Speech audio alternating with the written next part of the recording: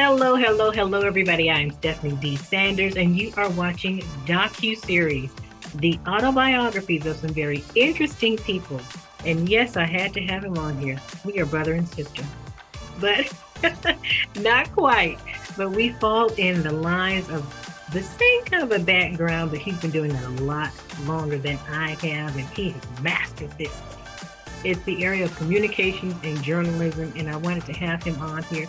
And not just to talk about just general stuff. I wanted to go a little bit deeper and talk a little bit more about his history and then his career. None other than the celebrity himself, right here in the Tampa Bay area. It's Rick Elmhorst.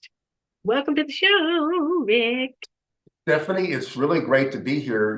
It's really exciting to hear somebody call me interesting and a celebrity. I'm usually the one asking the questions, so it'll be fun for you to ask me some questions and see how I do.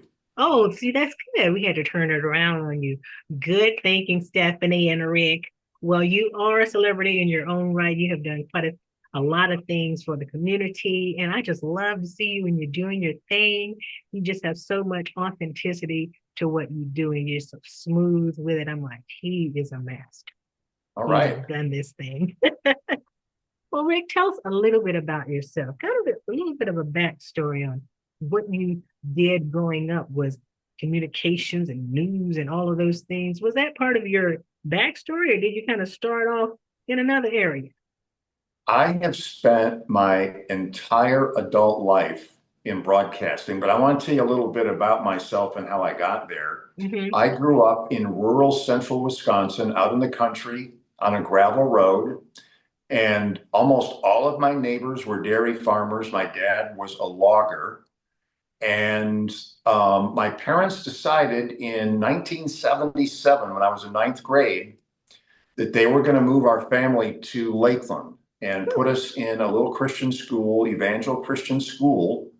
And so I showed up in the middle of ninth grade Mm. at that little school, and that's where I met my wife and a lot of my friends still to this day.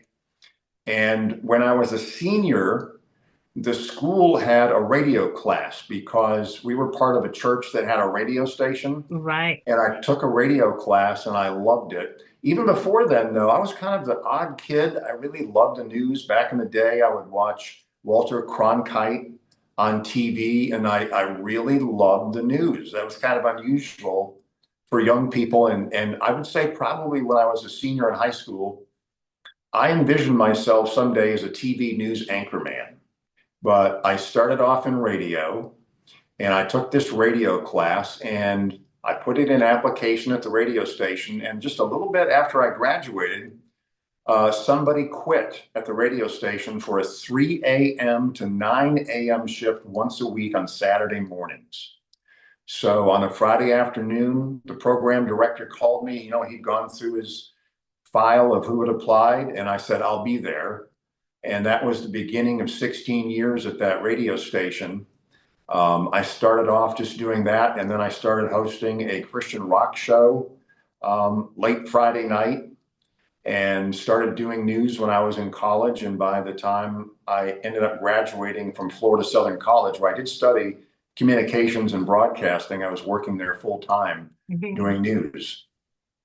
Wow. See, this is what I'm talking about. We see people out there doing their thing, and you just don't know all the little intricacies about them and their careers. How do they get where they are? And I Yeah, love I that. mean, sometimes it's just taking advantage of an opportunity. I had the goal. I was brave enough to put in the application and think I could do this. I remember the first time I talked on the radio. This is during the radio class. They would let the students come in on Wednesday night and run the control board. And at the top of the hour, all we had to do was say the station ID. That's all we were supposed to say. So we could say something on the radio. And I can't tell you how nervous I was. My heart was beating really, really Before hard. you punch that button on air. Yes, my lips got really tight. I could barely talk, but I did it and I didn't die. So, I was kind of hooked after that.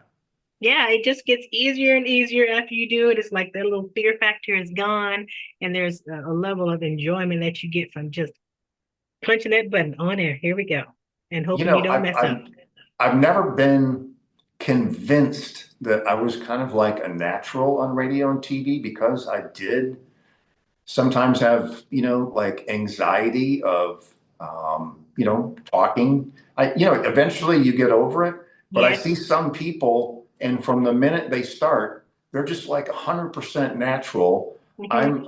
I guess I'm just kind of happy that I didn't get fired and I got to keep doing what I liked. But you know what? They don't even know when we mess up.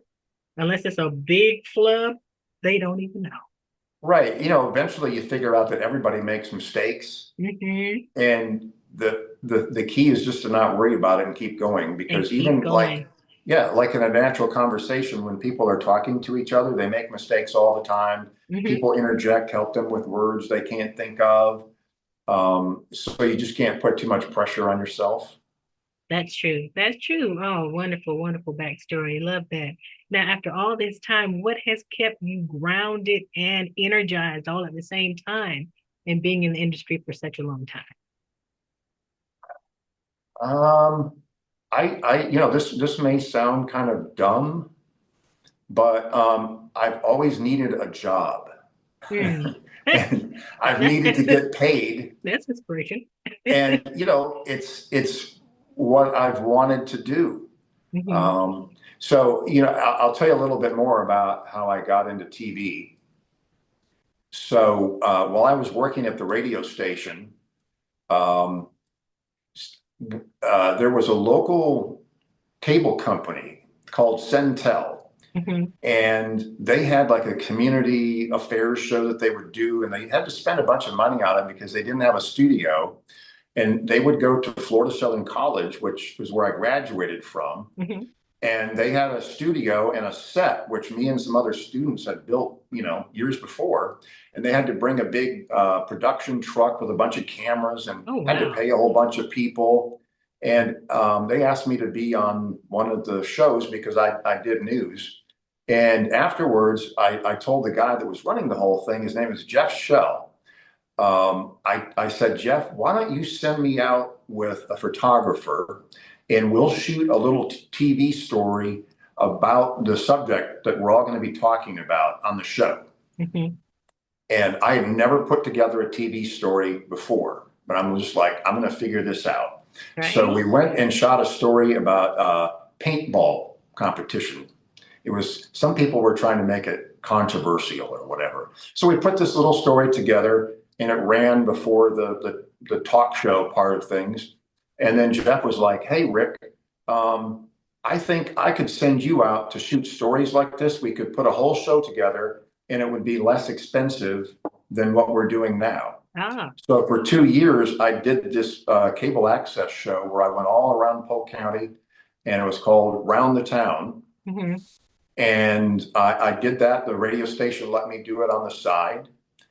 And then they ended that after a couple of years. And I sent out some demo tapes. And Channel 9, which is the ABC affiliate in Orlando, got my tape. And they wanted to have somebody with a camera in Polk County in case something crazy happened. Mm. So they got me set up with an old camera and a very heavy tape deck. And I would shoot one story a week for them and send it in with my voice track. And this was before FedEx. And so I didn't have to drive to Orlando. I would go down to the Greyhound bus station in downtown Lakeland and send the tape over to them, and someone there would put the story together and then it would run on TV. I did that for a couple of years. Oh, And so I had, kind of a working knowledge of how to do TV. wow. And then in 1996, the radio station that I was at got sold. And a little while after that, I got hired by this Christian publishing company in Orlando to come and produce a Christian TV show that they had on the Trinity Broadcasting Network. Hmm. And I did that for a while, but me and the owner had this understanding that if the show didn't turn around financially, partly because his wife wasn't really into the idea of spending money on the show, Hmm. that, I'd have to move on.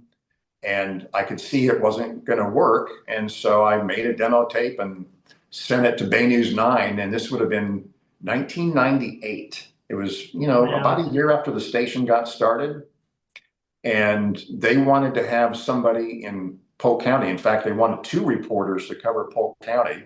Hmm. And right about that time that I sent my tape in, somebody quit that was covering Polk County, and Oh, they're like, wow. "Hey, here's a guy that's from Polk County. He's not going to move on us." And so they hired me, and they gave me a camera and about 5 minutes worth of instruction on the camera and said, "Go do it." Yeah. I wasn't really sure what I was What doing. I was doing. Um, just yeah,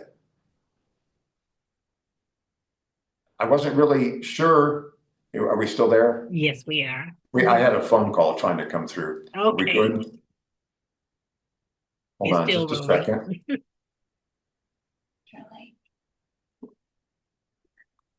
What happened?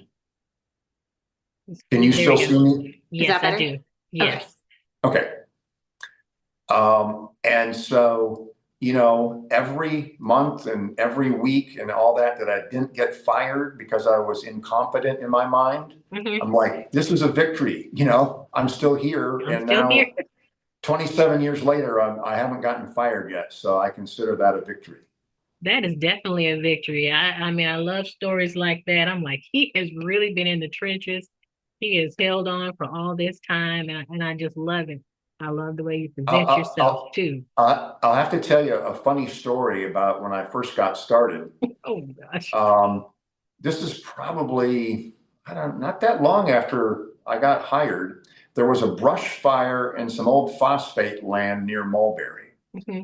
And there was nothing, nobody was really in danger or anything, but there was all kinds of firefighters and smoke near the highway. And so they would have me come on during the day, and I would show what was happening and interview somebody on the scene. And it was kind of like being on radio from back in the day, no problem. And then they said, "Well, Rick, we want you to stay and be live at 10 o'clock. So you're going to put together your story, which we call a package in TV.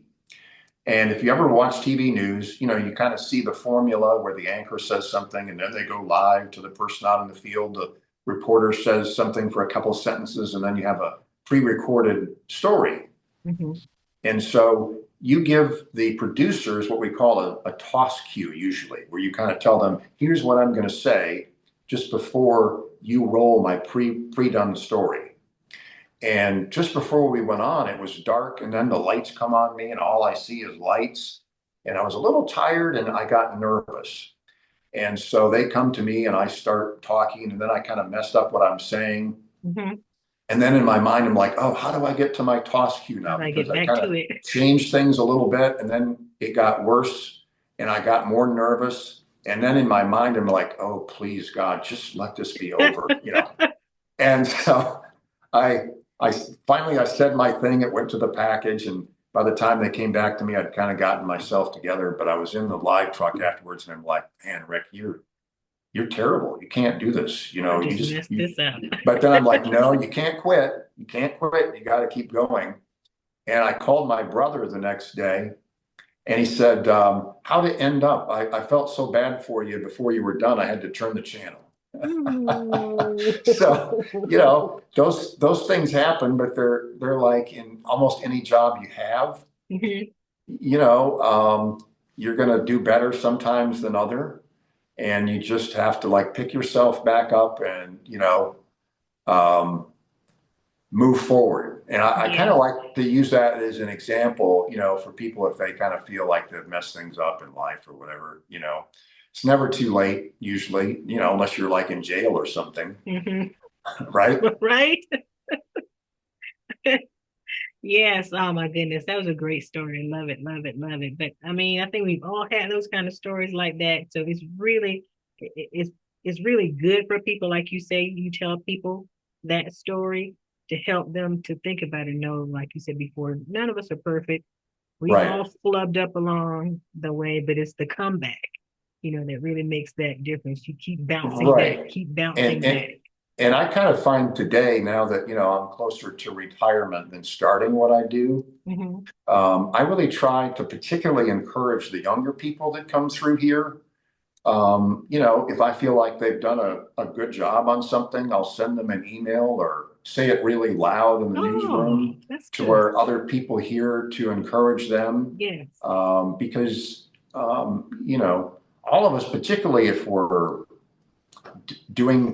performing in some way and we're having to be Mm-hmm. creative with our Mm-hmm. writing, I really feel like it helps people to hear, encouragement when they've done well. And Yes. maybe, if they could do better, I'll give them some advice on, how they might be able to do a little bit better on something without being negative so that, they're not afraid to hear from me. Mm-hmm. Mm-hmm. Mm-hmm. See, that's wonderful. We all need those kind of little underlying mentors, if not straightforward mentors, because I like that. Right. So, coaches, mentors, I'm really into that. So, but now think about where your career was then and now. How have things changed and shifted for you, especially with the whole digital age of things? Have they become easier or better for you now? I'd say it's 100% easier. Mm-hmm. When I got started with Bay News 9, I was what we call a VJ. That Mm-hmm. stands for video journalist. Journal. That's just kind of a fancy way of saying you have to shoot your own video. You don't get a photographer. Okay. So I did that for 5 years here. So I had a heavy camera and a heavy tripod, and I had to shoot my own video. And a lot of times it would be hot. And Oh, I'm out shooting interviews and what we yeah. call B-roll. I'm getting sweaty. So Mm-hmm. maybe I'd have to go back into my news vehicle in the air conditioning and cool off and dry off for a while where I could go Mm-hmm. and shoot my own on-camera stand-up. Mm-hmm. Um, Eventually, in 2004, I got a photographer. That Mm-hmm. was great. His name is Tony Rojek. He just moved from Indiana, and now he works for our station in Orlando, News 13, and he's one of the higher up technical people over there. He's, really kind of advanced himself. Um, but we've kind of transitioned at Bay News 9 to where I'd say 75% of our stories are shot by the reporter themselves with a cell phone. And Wow. so that makes it so much easier because Mm-hmm. instead of a big heavy camera that you're Yes. moving around, and Yes. now it's just a cell phone with a special holder to Mm-hmm. keep it steady, and you can Stable. hook your people you're interviewing up with wireless mics, and you can get the cameras in really interesting places, and you don't have to worry about ruining your shoulders or something. Mm-hmm. Mm-hmm. That makes it a lot easier. Um, I would say, when Facebook got really big Mm-hmm. and I was still reporting 3 days a week and I had to come up with story ideas all the time, Mm-hmm. I built up my Facebook following with the goal of getting people who followed me to give me story ideas. Okay. And that worked great for me. Even if I just got, say, 2 stories a month, Mm-hmm. um, you know, sometimes that's the difference between your bosses wondering what in the world you're doing and thinking that you're great because you've got all these great story ideas that maybe nobody else had heard of. And Mm-hmm. so, you know, social media and just doing things on cell phones, I love it. So, like, even now that I'm like Monday through Friday evening anchor, once a week I do what we call an everyday hero stories, and they run Mondays starting in the 6 a.m. hour through the 4 p.m. hour.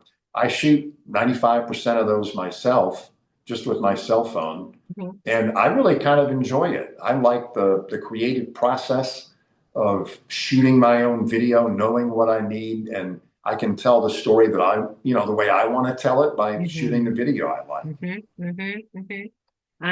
I know it has to be easier, like you said, with just the cameras, because those other cameras truly were much, much bigger, Yeah, when back in the day when I was in college. yeah, a They long were time huge. ago. And I was going to ask you, how do you actually find the stories and so forth that you wanted to cover? But you answered some of that by some of the people out there in your fan base that was actually giving you some of the You, ideas and so forth. that was part of it over the years, but how do you find your stories? It's sometimes it's partly a mystery Uh-huh. because news is oftentimes the unexpected. Um, and so, maybe sometimes it would be Grady Judd holding a press conference. Mm-hmm. And, I knew Grady Judd, the sheriff, way before I was in TV. I knew him from when I was in radio news, because he was out there, doing stuff and getting himself in the media even before he became sheriff. And then once he became sheriff, I'll have to tell you this interesting story. Back in the day, it was myself, Jen Lee from Channel 8, and Ken Suarez from Channel 13 that covered Polk County. Mm. We were assigned there by our stations. So when Grady Judd first became sheriff, a lot of times, more then than now, he'd be out at the scene of some crime.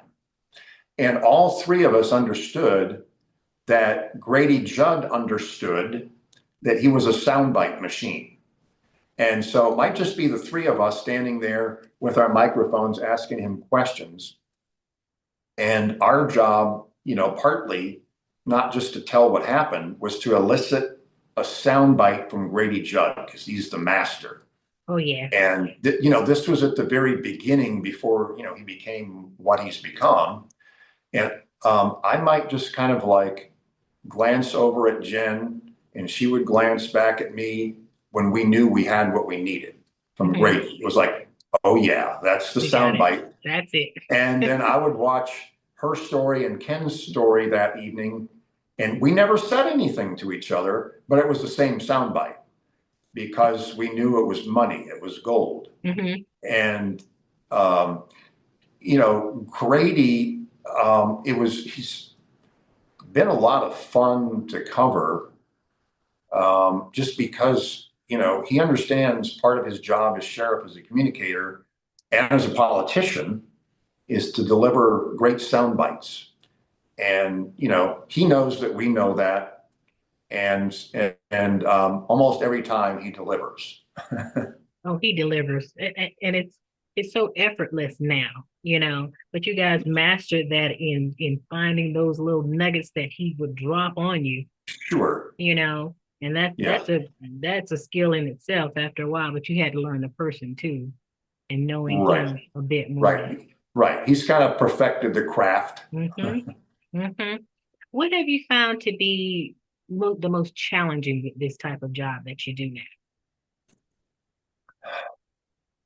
If I go back to when I was reporting, Mm-hmm. um, sometimes it was dealing with a horrific crime story, Oh. um, having to go knock on people's doors when something bad has happened, or Mm-hmm. maybe trying to interview somebody that's dealing with a tragedy. Mm-hmm. Um, Most of the time, people want to and did want to talk. Mm. They want to tell how they feel. They Yeah. really do. Yes. Um, Sometimes they don't. Mm-hmm. And they're, let's just say they're resentful of you trying to talk to them. Mm-hmm. And, there have been a couple times, I'm not really that much of a crier or emotional person, Mm-hmm. but, there have been a couple times over the years when, I'm done with my day and I might have shed a couple tears, Mm-hmm. not just because of what happened to somebody, but me just having to be around it and Mm-hmm. talk to the people who are left behind and suffering. Yes, You yes, know, yes, yes. it's, now listen, first responders, people who work in emergency rooms and hospitals, they see it every day, Mm-hmm. so I'm Mm-hmm. not trying to make it more than it was. But, it is something you do have to deal with sometimes. Yes. Wow. I can imagine. Wow. Now, we have a couple more minutes left before we have to wrap this up, but I wanted to find out on the flip side of your life. What are some of the other things that you like to do, hobbies and things like that outside of your career? I'm probably one of the most boring people that you will ever meet. Um, I met my wife when I was in ninth grade, and she was in eighth grade, Hmm. and she was always kind of the one I was interested in since the first time I saw her. Hmm. And we got married right after I graduated from college. And we had a daughter about a year later. We have one daughter. Hmm. And I kind of like going to the gym. That's my thing. Hmm. And I loved being a father. It was awesome. And now I have two granddaughters. One is 11 and one is 5. And um, being a grandparent and being around them and having them do sleepovers, that's kind of my thing right now, being Hmm. a husband and father and grandparent. Winding it down, getting ready for their retirement time and enjoying family and your Yeah, well, yeah, granddaughters. I'm not quite ready for retirement, and hopefully Bay News 9 won't kick me to the curb too soon. Maybe I'll get to go out on, my own timing. We'll see. Mhm, mhm, mhm, But mhm. hopefully, I'll have a lot of fun in retirement too. I definitely hope so. And I think you over those grands, they have a lot of energy, kids. So Oh yeah, you're gonna have to keep working out. That is yeah, for sure. That is yeah. for sure. So one question here. If you had someone that came up to you and they're starting their career in journalism and they wanted to be as successful as you have become, what would be one bit of advice that you could give to them? I'll give two pieces of advice. One is don't give up. I Mm. think some people, when they get into the business, they think they're going to rise to the top sooner. Some people do. But for me, I think was just kind of just stayed with it and didn't quit. Mhm. And so, I eventually I was able to make it to the position that I am, and I'm really very, very thankful for that. And the other thing is, whatever you do, um, work harder than the other people. Mm. And sometimes, not always, but sometimes, honestly, it doesn't take that much. I tell people that start new here, if they do a little bit more than what they're asked to do, Mhm. their bosses are going to notice that because not everyone does. Mhm. So Mhm. you have to out hustle the other people and be diligent in what you do and ask your boss, what can I do to be better? And you'll make it. Wow. Wow. See, there we go. And a bit of a wise word for you. Well, Rick, it's time to wrap this baby up, but this has been so great just to hear all of the backstory and the history and all of that good stuff. And I just want to thank you so much for being on the show. And is there Well, any information that you'd like to give people in case they want to have you come speak or anything like that? um, I think the best way to contact me is to go just look for Rick Elmhorst Hmm. on Facebook. I've Hmm. got a Facebook page there where they can message me. Okay. Okay, there you have it. You can reach out to Rick on his Facebook page and let him know if I want you to come speak or if I want to have an interview with you or anything like that. But thank you so very much, Rick, for taking the time out to sit and chit chat with me and the people to let them Oh, know more about you. Thank you so much. all right, it was fun. Have a great day. Thank you, you too. I appreciate it. Thank you, everybody, for watching the show. I am Stephanie D. Sanders. And same thing like Rick, if you want to reach out to me, I am on Facebook and let's set up some interviews so we can chit chat with you, find out more about you or your business. This is Docu-Series, the autobiography of some very interesting people, and we just had Rick Elmhorst. Thanks so much, Rick. Thank you. See you guys later. Peace.